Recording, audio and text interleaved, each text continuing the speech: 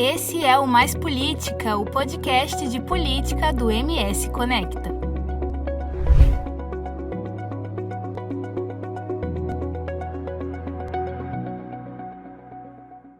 Olá, eu sou Verusca Donato. Eu sou o Wendel Reis. E esse é o seu Pod Mais Política.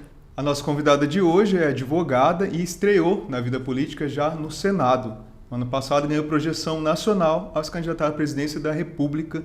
Obrigado pela presença, senadora Soraya Tronic. Obrigada, Wendel. Obrigada, Verusca. Obrigada a vocês pela oportunidade desse bate-papo. O Mais Política é um oferecimento de Parque Office, seu sucesso é o nosso sucesso. Todeskine é a marca do coração da sua casa. E Magitech, o tempo todo cuidando do seu tempo. Faculdade Instead, você no centro. Boibras, excelência em todos os pontos. E Brandfield, agência criativa.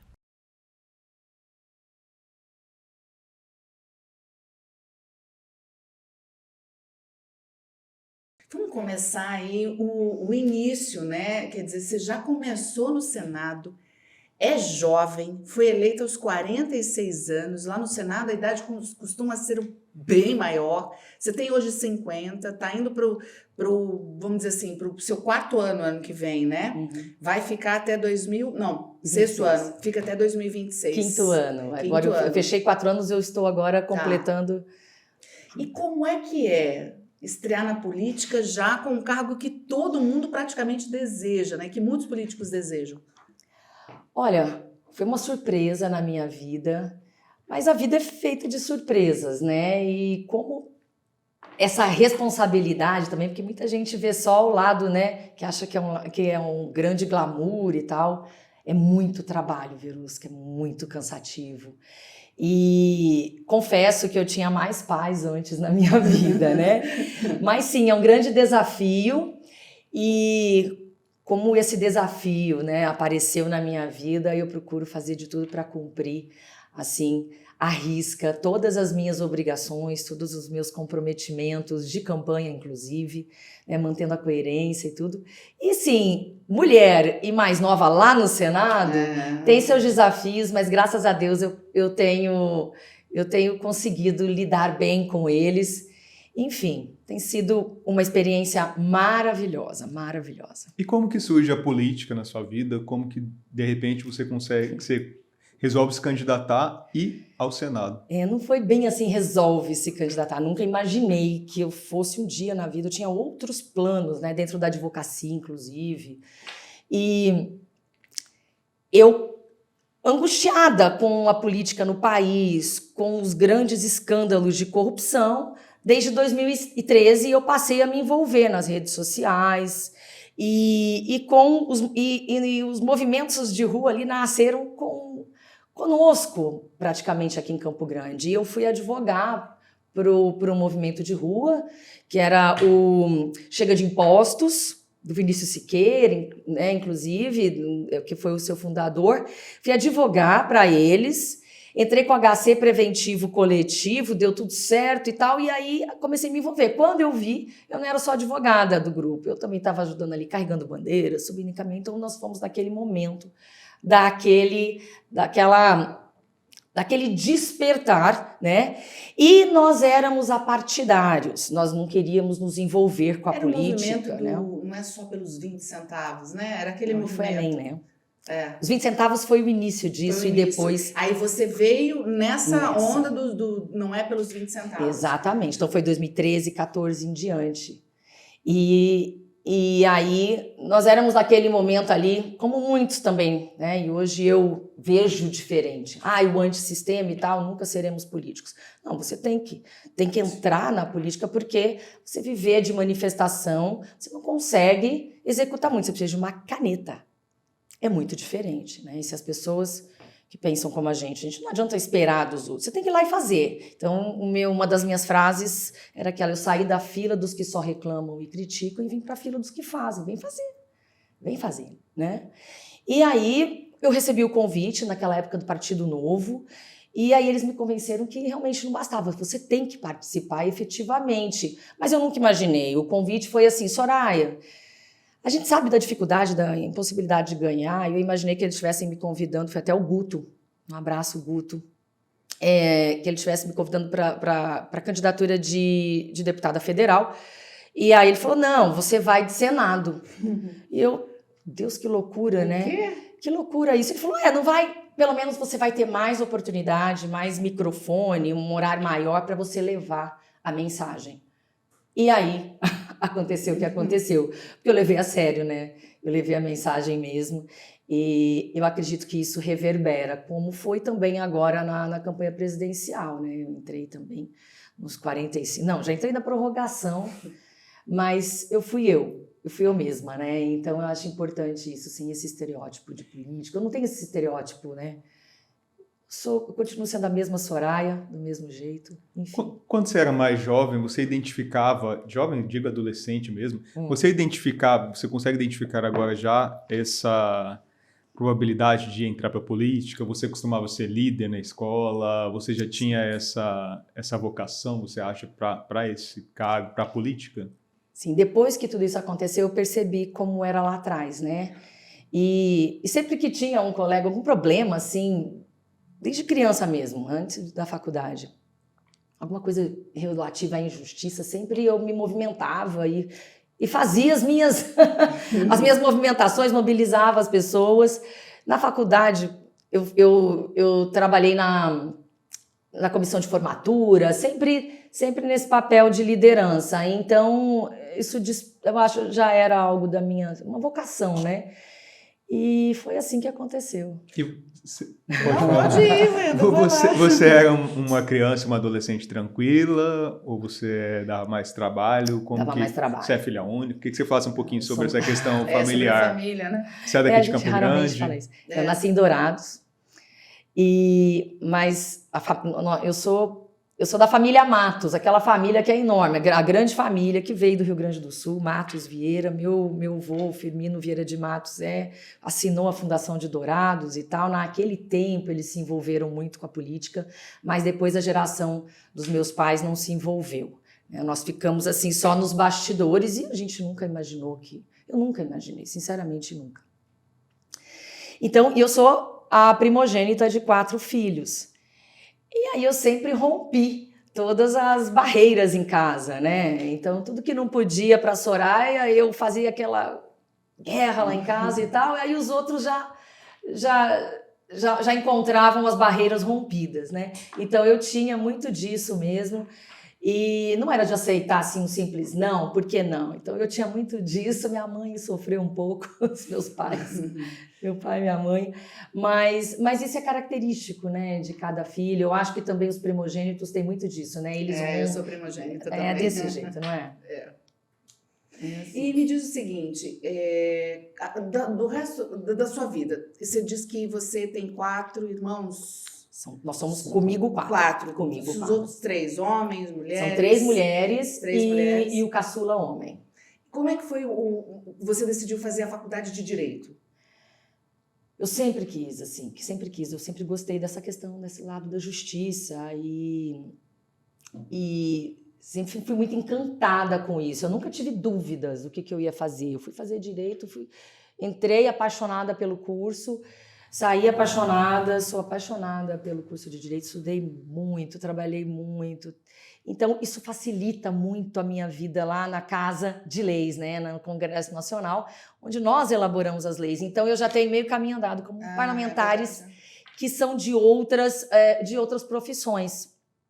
Então, ali, eu já tenho essa habilidade, a gente já conhece. Então, é mais fácil saber que, olha, se eu sonhei com um projeto de lei, uma coisa assim, eu já sei que não vai dar certo porque é inconstitucional, não vai dar certo por causa disso, para dar certo eu tenho que fazer isso e aquilo outro. Eu já tinha estudado na faculdade processo legislativo. Então, para mim, essa parte assim não me desespera, por isso que eu caminho com uma certa facilidade, né? Para qual área do direito que você acabou indo?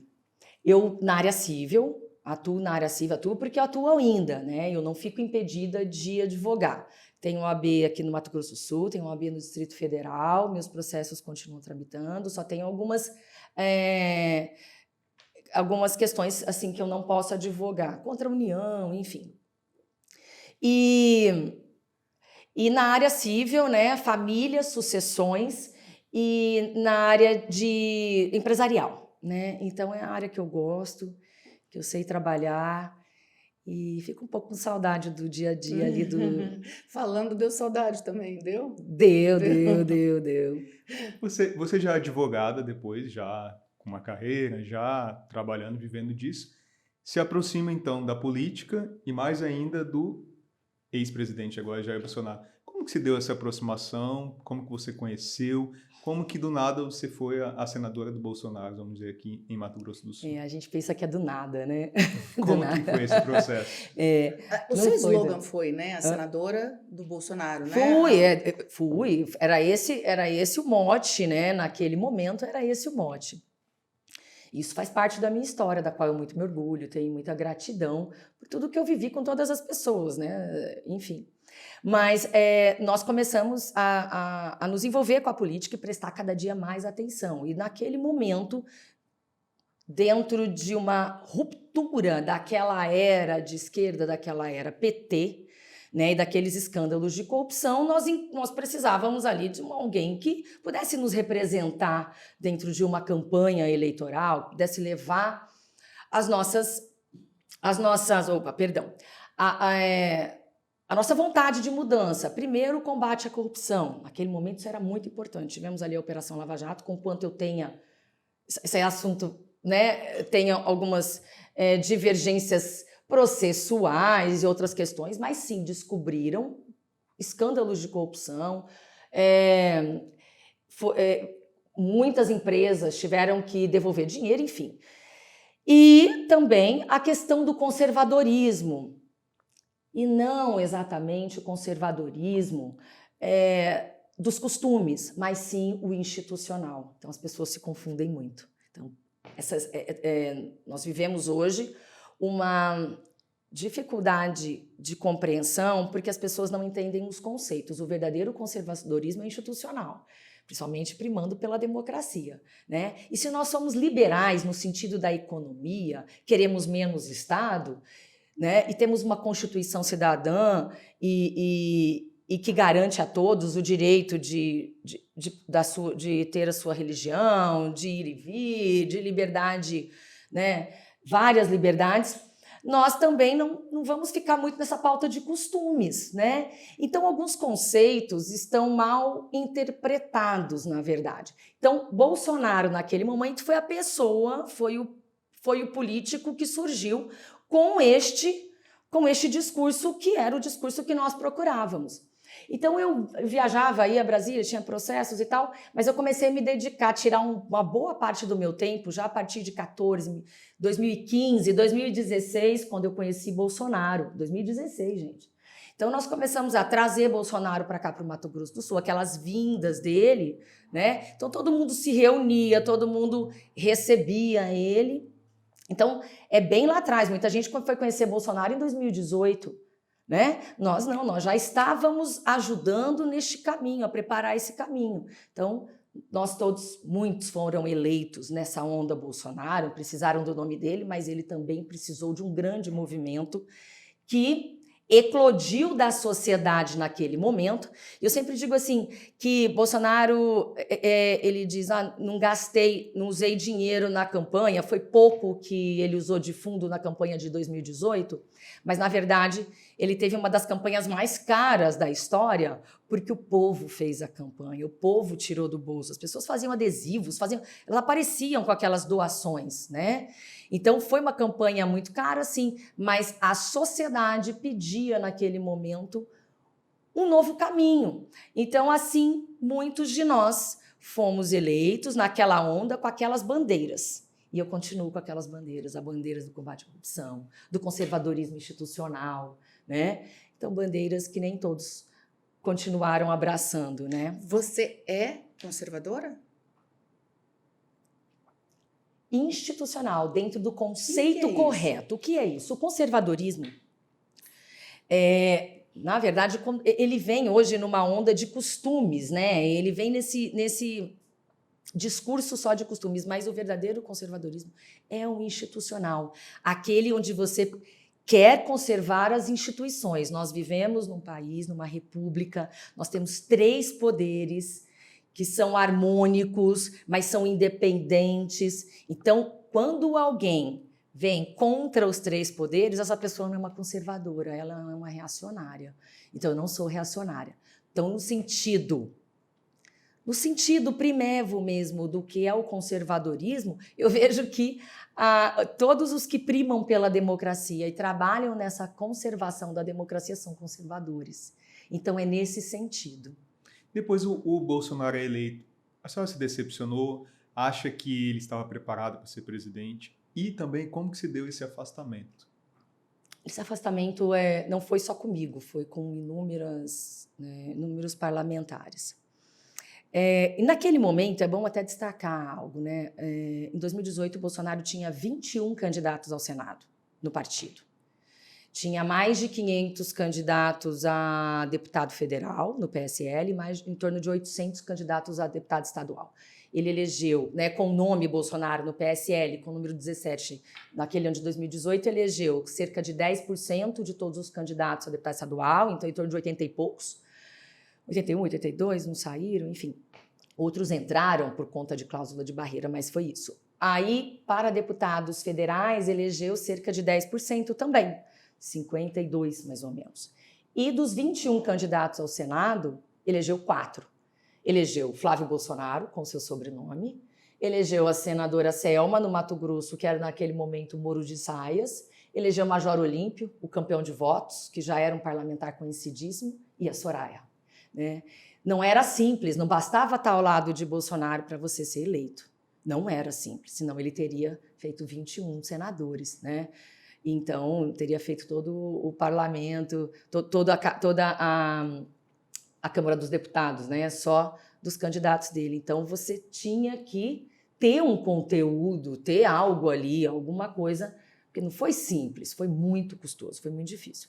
Mas aí você pergunta sobre isso. E Flávio Bolsonaro disse, acredito que disse essa semana, que realmente eles trabalharam contra a lava-toga. Não sei se vocês se lembram, naquele momento, eu sempre dizia, só resgatar dos meus discursos, isso não é uma caça às bruxas, porque eu trabalhei cerca de 10 anos dentro do Poder Judiciário do Mato Grosso do Sul, respeito muito o Poder Judiciário, juízes, desembargadores, e eu não, assim, a gente nunca pode generalizar, como generalizam os políticos, né? Então eu dizia naquele momento que a CPI da lava-toga não era uma caça às bruxas, né? Indiscriminada. Alguns atos de alguns magistrados, né? Então, nesse sentido, nós procurávamos combater, né, desmandos de alguns magistrados, enfim. E aí foi toda aquela questão, né? Eles eram a favor e depois algo acontece e a gente sabe o que é, né? Era para, sei lá, uma tentativa de que processos não caminhassem e tal. Então eles começaram a trabalhar contra tudo o que eles prometeram antes. Aí nós tivemos uma questão assim bastante difícil, que foi o combate à corrupção, né? Uma influência muito grande na Polícia Federal. Só de diretores gerais foram 5. Então, a gente via que isso estava acontecendo. As grandes operações de combate à corrupção tal, acabaram, cessaram no país. E aí, comecei a perceber também que existia um lado muito centralizador e nada liberal na economia. Nós fizemos, eu fui relatora no Senado Federal, veio do Poder Executivo, do Bolsonaro, a MP a MP do Livre Mercado, a MP da Liberdade Econômica. Esse era o nome. E aí muitas questões foram retiradas da MP. Eu falava, gente, isso aqui é um divisor de águas, isso aqui revoluciona a nossa economia, agiliza, ajuda o empreendedorismo, facilita a vida do empreendedor e tal.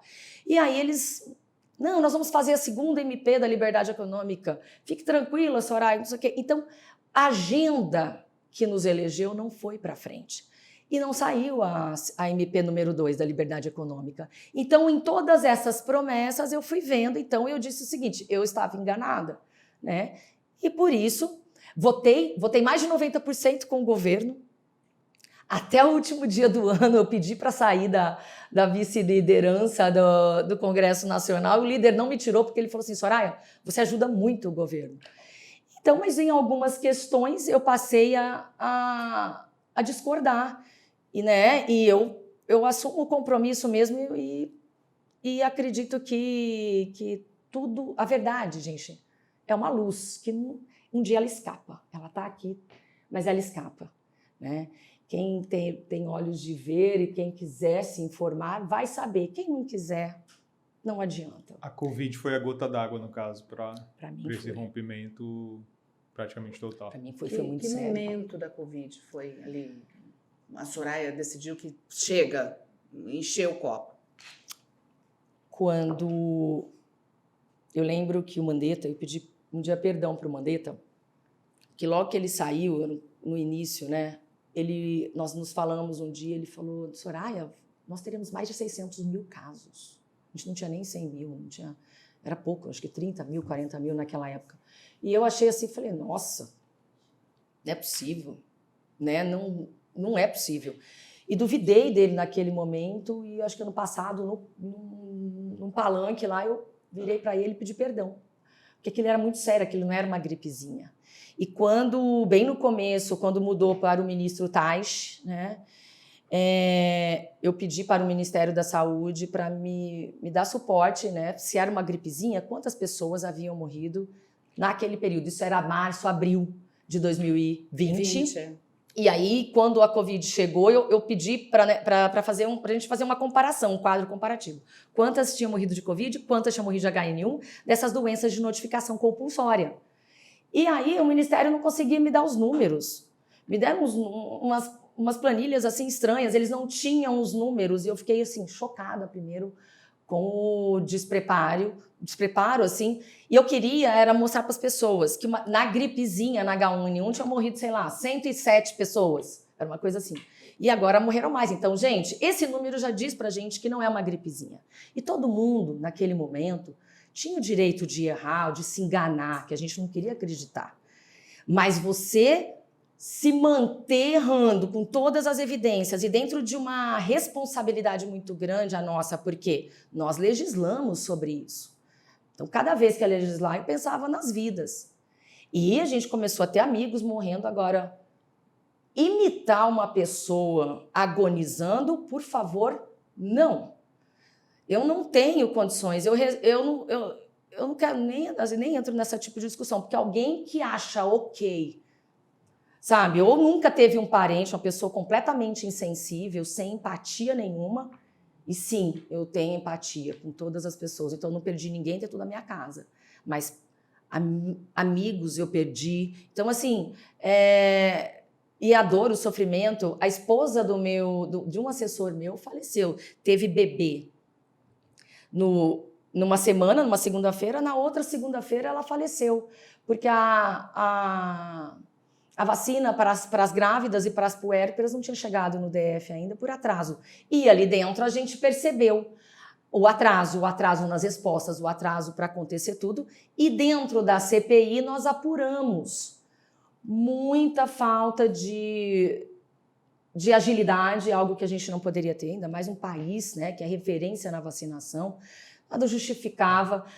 Também o fato de sempre prometer pessoas técnicas para os cargos, e ali nós tínhamos o Pazuello, nada técnico para o cargo, e nem mesmo uma pessoa técnica em logística ele era, então eu vi as mentiras para o povo brasileiro, e aí eu decidi que dali para frente eu precisava encarar isso, porque a verdade é a verdade. Por mais que eu tenha sofrido muitas críticas. A reação a você da família Bolsonaro foi feroz, né? Uhum. Queria que você contasse pra gente como é que foi, o que você enfrentou de reação ali deles, que a gente não leu na imprensa. Conta pra gente agora.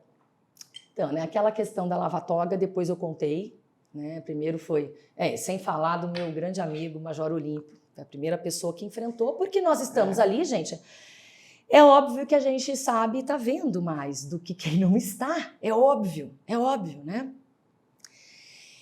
Então, esse enfrentamento não era suportar ali os ataques do gabinete do ódio, não aconteceu só comigo, aconteceu no Brasil inteiro, com muitas pessoas, muitos parlamentares, eram Julian Lemos, Gustavo Bebiano, todas aquelas pessoas que deixaram suas vidas, que investiram dinheiro na campanha do Bolsonaro, elas foram simplesmente alijadas, defenestradas. foi uma coisa assim impressionante. Existe ali no meio, né? É uma autofagia, é uma coisa kamikaze. É um meio ali de viver. Então, eu já falei para o Marcos Duval agora. O senador Marcos Duval, que está envolvido em todas aquelas questões, está afastado. Amigo meu do Senado, amigo meu. Falei, Duval, você vai ficar sozinho nessa. E está sozinho. Falei para o Cid agora, você é mais um que vai ficar sozinho. Então, assim, só que eu vi muito cedo e enfrentei. Então, eu não tenho medo, não, porque todas as vezes que foram para cima de mim, eu devolvi a altura. Eu não gosto de ficar, eu não fico brigando na rede social, não gosto disso, respeito, não ataco, mas se me atacar, vai levar, porque eu não tenho telhado de vidro. Entendeu? E eu falo com categoria, com conhecimento de causa. Então, sinto muito, né? Ninguém vai ser atacado por mim, mas que vou me defender, eu vou. A senhora entrou aí, então, portanto, depois do seu afastamento, num grupo dos chamados traidores por eles. Eles chamam, até acho que foi o próprio... Um dos filhos disse que tinha atualizado as definições de traidora, fez um post em relação a ti. E aí, você foi eleita nessa onda. Bolsonaro, você disse aqui que nem todos foram eleitos, que teve muito do seu trabalho. Como que fica agora essa disputa da reeleição? Você acha que essas pessoas que te elegeram muito e eram defensores do Bolsonaro, acho que continuam sendo, grande parte do seu eleitor foi esse eleitor também do Bolsonaro. Você acha que você vai ter mais dificuldade ou você acha que o seu trabalho, a sua atuação conseguiu mostrar também quem era a Soraya? Como que você vê isso daqui para frente? Eu trabalho focada no hoje, porque se eu for ficar presa ao passado, eu não vou andar. E eu acho que a gente tem que evoluir. Eu tinha muitos conceitos que eu fui aprofundando no estudo, na compreensão, e fui mudando, né? E fui me entendendo dentro da política. A gente tem que evoluir.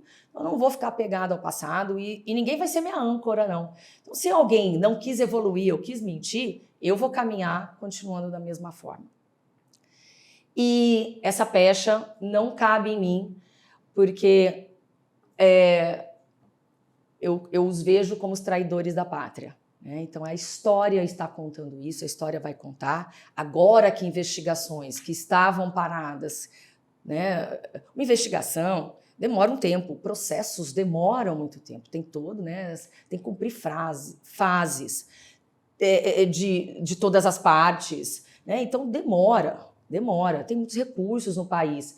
Então, a verdade sempre aparece. Então, eu não trabalho ligada nisso, mas eu sei que eu durmo com a consciência tranquila. Por quê? Porque ninguém vai poder me chamar de traidora nem traidora da pátria. Eu devo ao Brasil, devo aos sul-mato-grossenses, a cada um, porque eu represento a unidade da federação, represento aqui no estado quem votou em mim e quem não votou. Mas eu represento todos da mesma maneira e com a mesma honra, com a mesma honestidade, com a mesma verdade. Porque a verdade está aqui, ela vai escapar, não existe. Você pode mentir para muita gente por muito tempo, mas você não pode mentir para toda gente por todo o tempo. E você carregar a verdade é a coisa que me dá mais paz e eu procuro paz. E eu não me preocupo, Wendel, de verdade. Se eu for me preocupar com o futuro, tudo muda, é impressionante. Nós nunca imaginávamos ver o PT de volta no poder. Eu nunca imaginei isso. Eu não imaginava. Em 4 anos, demorou, mas passou rápido, passou, né? Então, assim, ao mesmo tempo que está perto, em 2026, ainda está longe. Por quê? Porque eu ainda tenho mais mandato que Lula. Eu tenho 1 mês a mais de mandato que ele. E eu vou me concentrar no meu trabalho. E se isso não bastar, graças a Deus, eu não vivo, né, da política, não dependo da política. Não é bom. Eu sempre digo assim, quando eu vou tratar de política com as pessoas novas que querem entrar, falando, nunca deixe o teu trabalho. Isso que eu fiz questão de colocar aqui. Eu sou advogada, sou empresária. Então, eu tenho uma atividade. Eu não vivo disso. Então, eu não tenho desespero com a política. Se os caminhos, se a vida me trouxer tudo, mais uma eleição para senadora, ótimo. Se não, ótimo também. Porque outras portas vão se abrir. Nunca imaginei ser candidata à presidência da República. Então, eu entendo assim, sabe, os eleitores também vão mudando e cabe a nós, né, na CPI, muita gente dizia que ela era desnecessária. E eu sempre disse que ela é necessária sim. né? Não é porque os outros poderes estão fazendo sua parte que a gente não tem que fazer a nossa. Né? A CPI não existe só se, não está na legislação, só se os outros poderes estiverem fazendo. Não. Mas ela tem um lado muito importante, que ela pode exercer um cunho pedagógico para as pessoas. As pessoas que estão ali assistindo, elas não estão assistindo como os processos estão caminhando, como as investigações estão caminhando, porque a maioria tramita em segredo de justiça no caso do dia 8. Então as pessoas não têm acesso, não sabem se estão andando, não sabem, ficam assim, né, às cegas. Mas na CPI, a gente pode usar o nosso microfone para dizer para as pessoas: olha, você foi enganado, você foi usado de massa de manobra. Usaram vocês, porque os covardes não foram para a linha de frente, mas jogaram vocês. E como não deu certo, danem-se vocês. Usaram aquelas senhoras, usaram. Eu tenho ajudado muita gente, o que eu posso, da maneira que eu posso, ou numa maneira de não interferir, mas escutado e tentado, assim, conversar com a Defensoria Pública hoje. Não tem. Segundo me disse o indicado para a Defensoria, o geral da Defensoria Pública, doutor Igor, ele falou que todos os assistidos pela Defensoria já estão respondendo em liberdade. Quem está preso ainda do dia 8 são pessoas que estão com advogados privados, particulares. Então, ele me falou, e ele foi sabatinado há 2 semanas no Senado Federal. Tem números. Então, tem muita falácia acontecendo. Então, nesse sentido, a CPI nos permite esclarecer para as pessoas o que aconteceu, como aconteceu, né? E eu acredito que a verdade prevalece, pode demorar e não importa. Então, assim, quem não vai votar, eu cansei de votar em pessoas que depois eu não votei, não tem problema. Mas, assim, essa decepção, não trair nenhuma das bandeiras e não vou trair, todas as minhas votações são coerentes com combate à corrupção, com conservadorismo institucional, com a liberdade econômica, enfim. Então, eu estou muito tranquila. Como é que é a sua relação hoje com o governo Lula? É uma relação boa? Você conseguiu estabelecer um contato com eles? Você consegue levar as questões do Estado até Sim, o gabinete? Como que é essa relação? Bom, conforme as dificuldades, eu estive em todas as passeatas do Fora Dilma, Lula, eu tenho toda a minha história, que a gente não apaga a nossa história. Eu não faço igual alguns covardes que vão lá e apagam na rede social. A minha história, então sai foto minha todo dia, de todos os jeitos, porque essa é a minha história. E eles sabem da minha história. Então, com o Lula, eu só estive pessoalmente nos debates, que eu cumprimentei, que nós nos cumprimentamos, né? Uma questão de cordialidade, educação. Graças a Deus eu fui bem educada, né? Então a gente tem que...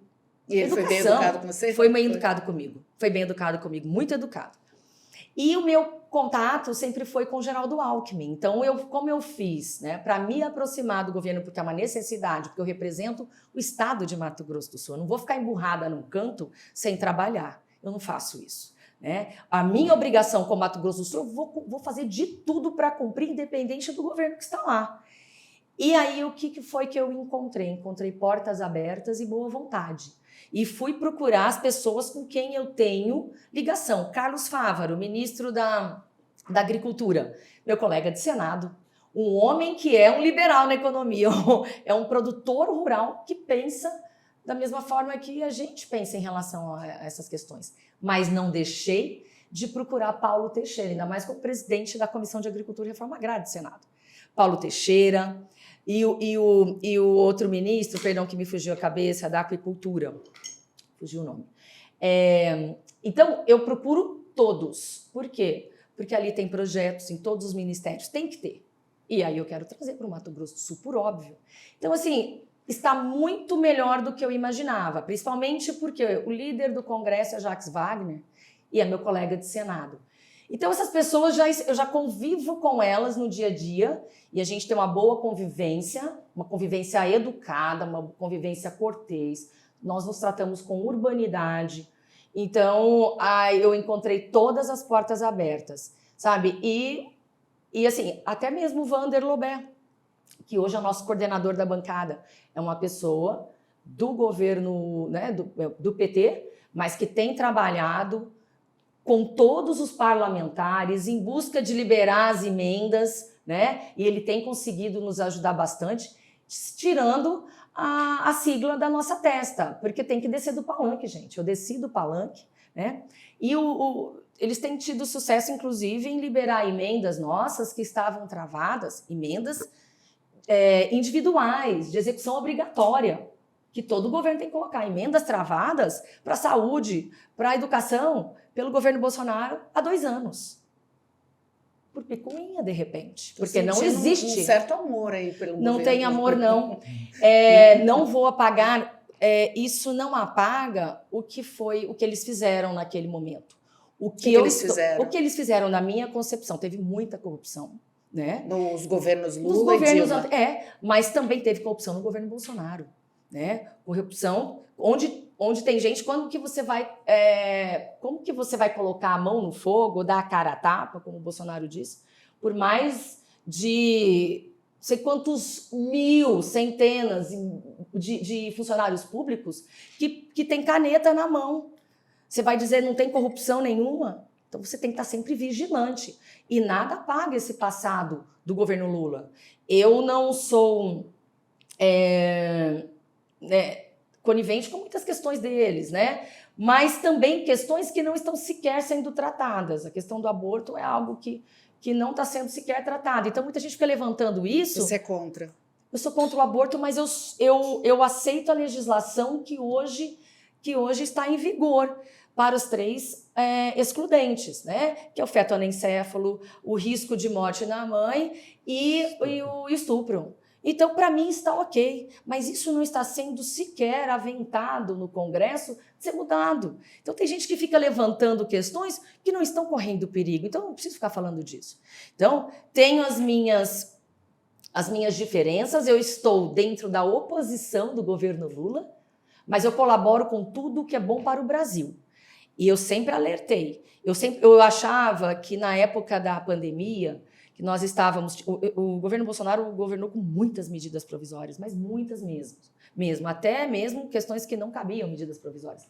Mas quando era de consenso que isso era bom para o Brasil, a esquerda, a oposição naquele momento, votava conosco. E eu comecei a ficar assim, Então, eu vi uma boa vontade na época da pandemia, mais da oposição do que da própria situação em resolver os problemas. Então, aquilo me fez parar para pensar e respeitar o próximo. E, assim, é democracia, né? Democracia tem que ter divergência de opinião, mas eu não abro mão da educação.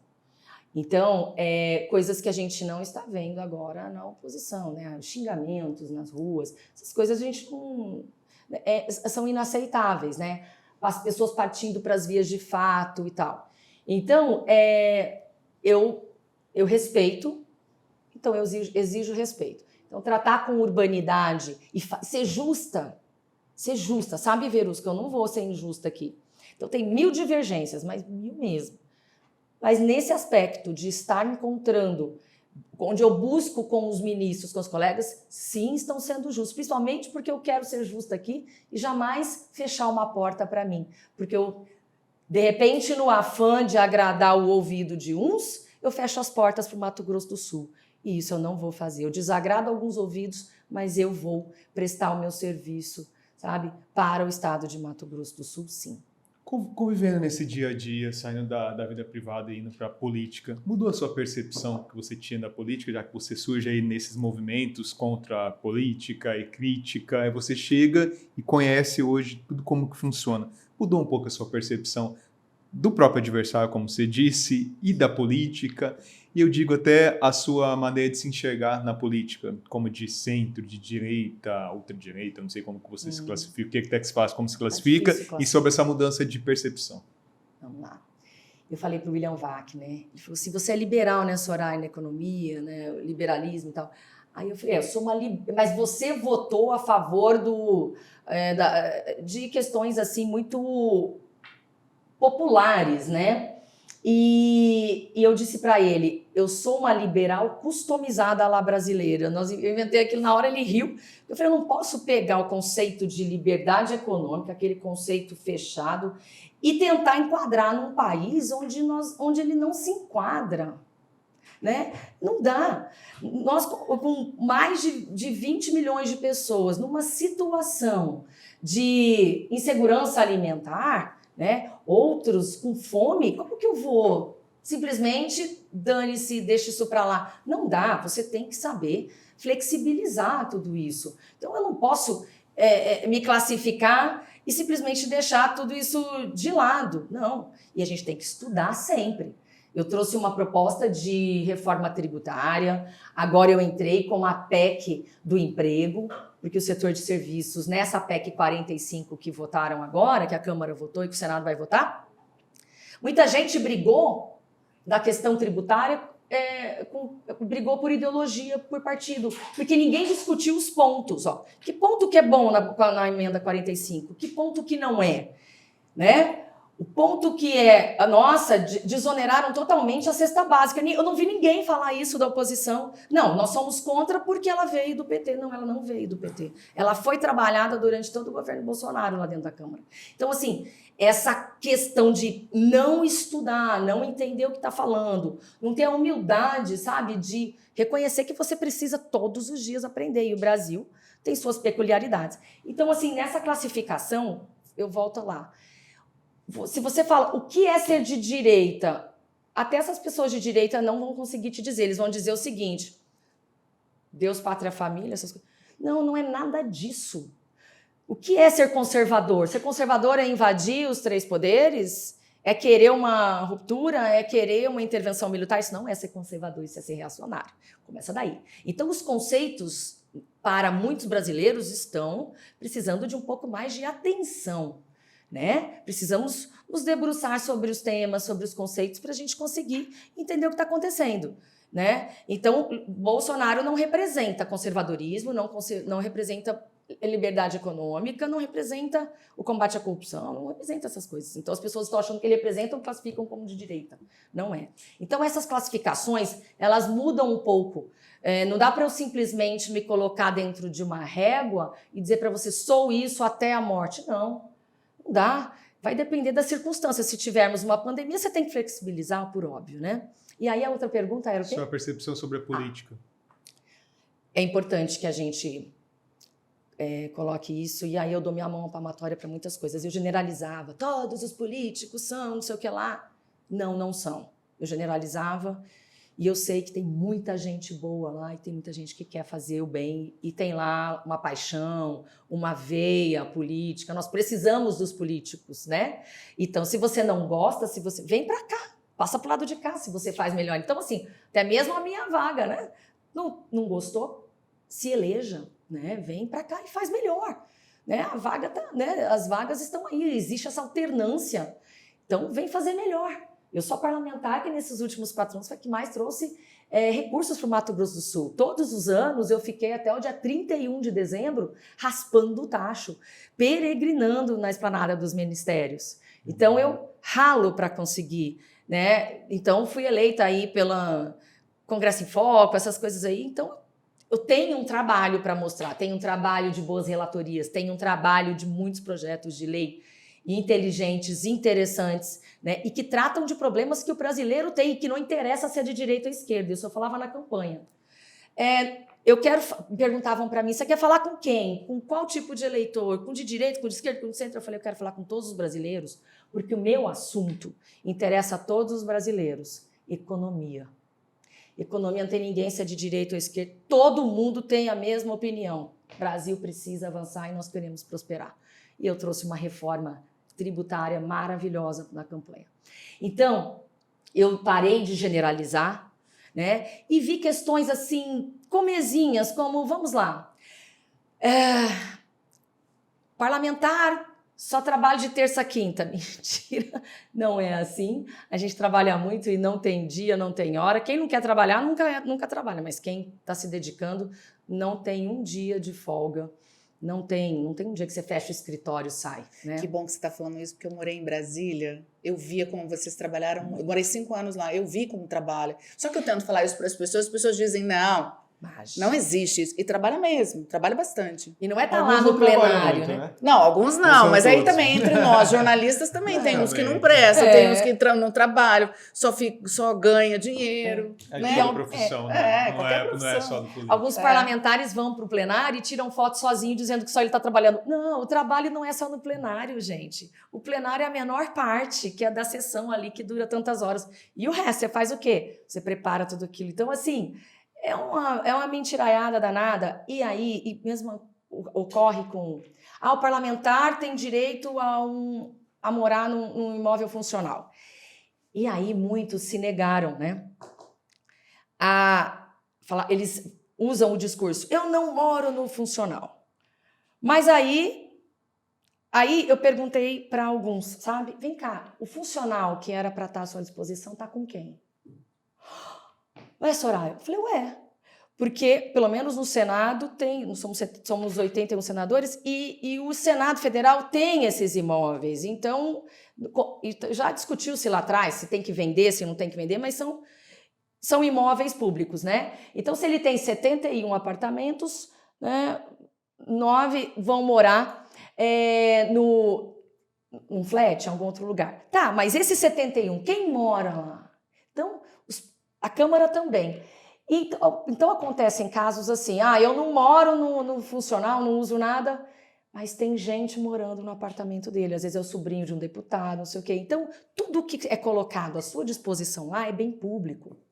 Todas as canetas, todas as xícaras, todas as mesas, tudo tem patrimônio. Brasília foi montada para isso, né? Ela foi criada para isso. Suportar um país com mais de 200 milhões, né? Então, assim, e não é um luxo. Eu estou só dando um exemplo, porque tem gente que usa só um discurso, mas você tem que dar conta daquilo que foi colocado à sua disposição para você trabalhar e que você tem que devolver. Então, se você não está lá no apartamento, quem está? Quem está? Você foi fiscalizar? Né? Então, mas eles não contam. Então, assim, certas coisas são só discursos vazios, só para enganar, sabe? Para dizer que... Não, gente, não é por aí, sabe? E como é que surgiu? Você quer perguntar? Não, pode. Não, eu queria saber agora da Presidência da República. A gente está com 46 Nós minutos. vamos emendar. Estão sobre isso combinando? também. Então vai lá. Sobre a presidência, como que foi? Você que não é da política, entra na política no Senado e do nada você está enfrentando Lula, Bolsonaro, o padre Kelmo e todo mundo lá num debate. Em todos os debates, em né? rede nacional. Teve o famoso padre de festa junina e vários outros embates. Não cutuca a onça com a sua vara curta. Como que foi isso? Essa é uma outra história. Essa é mais uma surpresa da vida, né? A vida é cheia de surpresas. E eu nunca, de todos os personagens ali que queriam ser candidatos e que foram candidatos de verdade ou não, né? Eu era a única que nunca pedi para ser candidata à presidência. Todo mundo brigou dentro dos seus partidos. Nós tivemos um grande embate, né? Dória com o Eduardo Leite. Sim. Acabou que nenhum foi. Foi. Né? Aquela briga toda, todos brigaram, tiveram dificuldades nos seus partidos para serem aprovados. E eu não. O que aconteceu? Eu ia ser a vice, eu fui convidada, né, para ser a vice de Luciano Bivar, que sairia candidato à presidência da República. Mas Luciano Bivar ali, já no finalzinho disso, na hora da decisão mesmo, decidiu disputar a reeleição para deputado em Pernambuco. E aí o partido me chamou e falou... E eu tinha dado graças a Deus, eu falei, nossa, eu vou poder trabalhar na campanha no Mato Grosso do Sul, vou poder ajudar, vou poder estar no dia a dia ali no chão do meu estado, né, com os eleitores do Mato Grosso do Sul, eu queria estar nesse corpo a corpo. E aí eu falei, nossa, graças a Deus que não vai mais ter candidatura, né, e eu vou poder ir para o Mato Grosso do Sul. Ele falou, não, a gente quer que você seja candidato. Eu falei não umas 3 vezes. Chegou uma hora assim... Soraya, é necessário para o time, necessário para o grupo, nós queremos ter uma cara, nós queremos ter um mote, nós somos os autores da... Mas por que você? Naquele momento, vamos lá, eu era a única senadora do partido e eu estava no meio do mandato, estava todo mundo disputando a eleição e eu estava só eu. O partido só tinha uma candidata ao Senado no meio do mandato. Então, era muito fácil para mim. Eu seria a pessoa que tinha que se sacrificar ali naquele momento. Então, eu não fujo da raia, né? E então, nossa, Quase matei minha mãe do coração quando eu fui avisar, porque eu estava tentando marcar um dia. Eu estava me preparando para avisar que eu seria candidata a vice. Quando eu fui avisar, eu falei, não, Mas mãe. por que? Sua mãe não queria que você... Não, minha família não, minha família mesmo assim já não quer mais Qual que é eu o fique na receio política. deles? É muita exposição. Você não tem ideia do que se enfrenta e do que eu enfrentei dentro já da política, os ataques, né? A exposição. Você fala muito desses ataques. Como é que são muito esses atacada. ataques? Esses ataques em redes sociais Xingar são você? xingamentos, De todo tipo de ameaças, nome. todo tipo de nome. Teve um dia atrás aqui que Quando eu é fui mulher, xingada, é quando pior, é mulher, muito né? mais. Ah. Então a família tem muito mais cuidado com a mulher. A política, o mundo político não é um ambiente muito favorável, muito seguro para nós mulheres ainda. Ele é difícil. Então, é lógico que seu entorno, marido, filhos, pais, falam, não, chega. Você sofreu ameaça de morte? Sofri ameaça de morte. Sofri ameaça de morte, sofri ameaça da família, assim, em questão de, sabe? E a minha família não quer se expor, minha família não quer palco, não quer exposição, não quer nada, assim. Então ficou muito atacado, né? Então, e às vezes as pessoas vêm cobrar dos meus pais ou de um familiar uma votação minha. E aí minha mãe diz assim, olha, eu sou mãe da Soraya, eu não sou mãe da senadora. Então, se a Soraya é totalmente acessível, aqui está o telefone dela, pergunta para ela. Que na minha casa não tem senadora, na minha casa tem uma filha. Como é que foi essa conversa com a sua mãe? Minha mãe é muito forte, né? Mas ela teve um momento ali de palpitação. Eu falei, mãe, calma, vai estar tudo tranquilo e tal. E não foi nada tranquilo. Não foi nada tranquilo, foi difícil. Eu sofri muito durante a campanha, são dias difíceis, e para uma mulher ainda mais, né? E assim, num ambiente, onde um ambiente extremamente polarizado, e eu tentando trazer uma visão de união, né? Uma visão de vamos parar com isso, porque isso não leva ninguém a nada. Então eu entrei com essa vontade, acredito que eu tenha conseguido passar, né? Essa mensagem para alguns, outros não viram isso. Mas tudo bem, isso aí você não é achou problema em algum meu. momento que você podia ganhar? Não. Mas como eu também não achei que eu podia ser senadora, né? Na quinta-feira antes da eleição do Senado, eu apareci, acho que pela primeira vez nas pesquisas publicadas, em 5º lugar. No domingo eu estava eleita. E aí eu dizia isso para as pessoas. Falei, olha, a pesquisa realmente não diz tudo. De repente, uma grande virada, né?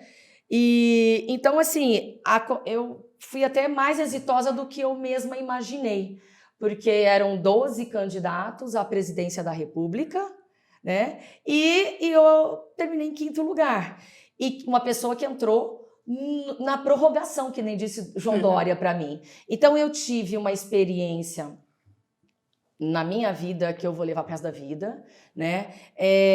Sou muito grata, não queria, mas eu dei minha parcela de colaboração para um grupo, né, de pessoas, fiz o meu trabalho, exerci com dignidade, sofri algumas questões de violência política que hoje me colocam numa situação em que eu me sinto muito responsável pela manutenção de mulheres na política. Você e a Simone Tebet falaram a mesma coisa, né? Sofremos muito. Não posso nem contar tudo isso. Não tem é. nem condição a gente nem tem tempo, mas assim, são questões muito graves, muito sérias dentro de partidos, ameaças veladas, todo tipo de coisa. Então, assim, você está num debate ali... Vai para um livro no futuro. Dá um livro. Mas dá um livro, dá uma trilogia, tranquilamente. É perceptível que você está muito à vontade no mandato, você está curtindo, vamos dizer, como você disse, não vou pensar nesse daqui para frente. Mas muitas pessoas já comentam e levantaram até a possibilidade de você ser candidata em outro estado. Você pensa nisso ou você vai disputar, se for disputar aqui mesmo, ganhando ou perdendo, você sai ou continua na política e vê o que faz depois? Você quer ser candidata aqui em Mato Grosso do Sul mesmo? Eu sou sul-mato-grossense raiz. É que vieram muitas pessoas me dizendo isso. Não, por que você não vai para outro estado? Né? Não, eu vou encarar e vou enfrentar tudo o que eu tiver de enfrentar, de cabeça erguida. né? Eu tenho certeza da minha atitude, eu tenho certeza da forma como eu ajo, eu tenho resposta para tudo. Então, todo mundo que quiser perguntar, mas com educação, sempre eu irei responder. Não irei responder falta de educação. Então, eu estou muito preparada para qualquer debate com qualquer pessoa. Eu enfrentei o que eu enfrentei, gente, na campanha de 22. Então, não tem. Se você vier discutir comigo, a gente pode divergir, mas eu te darei as minhas respostas e a minha forma de pensar, e vou respeitar a tua forma de pensar. Mas eu encaro o eleitor sul-mato-grossense de novo, sim, ganhando ou perdendo, eu faço isso com dignidade. Você disputou a eleição ano passado, você acabou de falar que foi muito cansativa, mas tem muitas pessoas que já falam dessa possibilidade de ser candidata até a prefeita. Está nos seus planos disputar a eleição do ano que vem? Sai tanta coisa. Olha, juro pra vocês, eu ainda tô me recuperando. Mas você já pensou? Pensou na possibilidade? Não, eu não pensei. Eu já recebi convites, né? Já recebi convites. Ah, você poderia disputar, você poderia... Eu, sinceramente, eu tô saindo agora de um período onde eu tive uma série de problemas de saúde, eu tive que me recolher, eu tive que cuidar da minha saúde. Então, nessa virada agora, nessa legislatura, eu comecei a trabalhar agora. Estou trabalhando internamente, lógico, mas eu precisei ficar um tempo sem viajar pelo estado, que eu estava fazendo bastante. Então, agora eu retomo. Graças a Deus, eu tenho bastante tempo ainda. Então, eu estou me recuperando com um trabalho intenso em Brasília, né? E agora aqui no estado, voltando, já recuperada 100%. Então, de verdade, recebi convites, mas a vida é cheia de surpresas. Eu não sei o que vai acontecer. Eu não vou dizer se sim. Conta pra gente quem te convidou. Não posso. Seu novo partido te fez esse convite? Já fizeram. Você não quer vir pra cá? Que não sei o quê. Hoje eu estou no Podemos, né? Sim. Eu acabo de sair do União Brasil, mas deixo no União Brasil amigos, colegas, um grupo maravilhoso de pessoas, e que muitos ali pensam como eu, mas nesse momento, agora eu vou para uma outra sigla. Para mim foi até num sentido assim, eu não sou daquelas pessoas que muda facilmente de partido, não, mas agora apareceu essa oportunidade e que é importante, né? Enfim, mas assim, ainda não, tem muita... Ainda estou me recuperando de 2020. Mas pode. Eu não sei o que vai aparecer. Eu nunca digo não, porque eu nunca imaginei disputar uma eleição. Então, nossa, nós estamos há 1 ano e tanto. Imagina, eu estava há 1 mês do início da campanha presidencial e eu não sabia que eu seria candidata à presidência da República. Então, gente, muita água para rolar. A gente está chegando ao final já. Eu queria que você falasse um pouquinho, a gente sempre faz isso, sobre o que você gosta de fazer nas horas vagas, quando você tem essas horas vagas, quem que é a Soraya, o que gosta de fazer... Olha, eu sou workaholic, assim, eu tenho um pouco de dificuldade de parar, assim, sabe? Mas, então eu escuto livros, quando eu não estou lendo, eu estou escutando o que está acontecendo, eu estou escutando notícias, eu estou escutando audiolivros, mas uma coisa que eu adoro fazer concomitantemente a isso, estou sempre com o som ligado, arrumar um armário. Limpar a minha casa. Adoro. Você quer me ver descansando, é me deixar em casa, colocando em ordem os meus livros. Minha casa tá minha casa inteira. arrumar. Não, você não tem ideia. Eu sou ótima nisso. Ótima. Não cozinho, eu peço, é tudo iFood. Não cozinho, mas eu lavo uma louça muito bem lavada. Adoro. Que delícia saber disso. Adoro. E você sabe que isso me relaxa. As pessoas falam assim, sabe, tá precisando viajar, vai pra praia. Eu falo, não, eu queria ficar em casa. Você sabe que eu gosto de lavar roupa pra relaxar. Roupa não Já que você tá jogando tudo aqui, bora lá. Mas eu arrumo um armário, eu deixo impecáveis, tudo impecável.